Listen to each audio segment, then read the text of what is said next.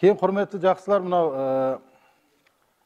қысқаша айтатын болсақ, біздің қазақта сол 18 жасар, 17 жасар ерте тұрмысқа шығады екен бізде.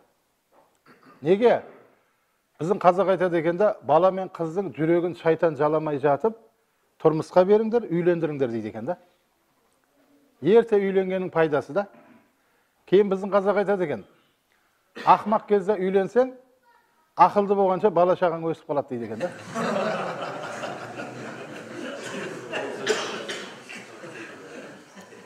Ал мынау арабтарда қыздар основной ерте тұрмысқа шығады екен. Не үшін дейсіздер ғой? Өйткені ерте тұрмысқа шыққан адам ең жақсы жерге тұрмысқа шығуға әрекет қылады екен да. Өйткені ол жас қой. Барлық условиясына, шарттарына көніп, жігіттер үйленеді екен да оған. Соң қысқаша айтқан кезде, мысалы үшін қыз 17 жасар болса, құда түсейік, не қылайық дейді ғой. Сөйтіп қыздан сұрайды екен да, осындай саушылар келіп жатыр, не дейсің деп та. Сонда қыз кайфа хуа деп сұрақ береді екен. Жас қыз ғой. Ол мамандығы бар ма, үй жайы бар ма, оқыған ба, енді шарттары көп екен да.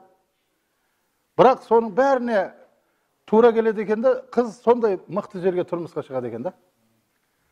Ал енді 25-30-ға кеп қалды ғой. Ананы таңдады болмады, мынаны таңдады болмады. О кезде осындай саушы келіп жатыр, не дейсің деп қыздан сұраса, ана бұрынғы сұрақты беремейді екен. Ол кезде мән хуа дейді екен. Жұмыс істесе болды дейді екен да. Ол жағы оның машинасы, үйі, реңі деген нәрсе болмайды екен. Мән хуа. Жұмыс істей ма? Мені бағалама, болды дейді екен да. Жас 30-ға кеп қалды ғой. Ал енді жас 40-тан асып кетеді ғой жағдай. 40-тан асып кетеді.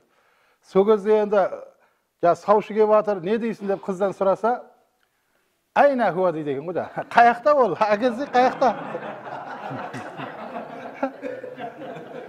Еш нәрсесіне қарамаймын, шығам дейді екен да. Демек, уақытында тұрмысқа шығу өте үлкен пайда болып тұр да. Өте үлкен керемет нәрсе болып тұр да.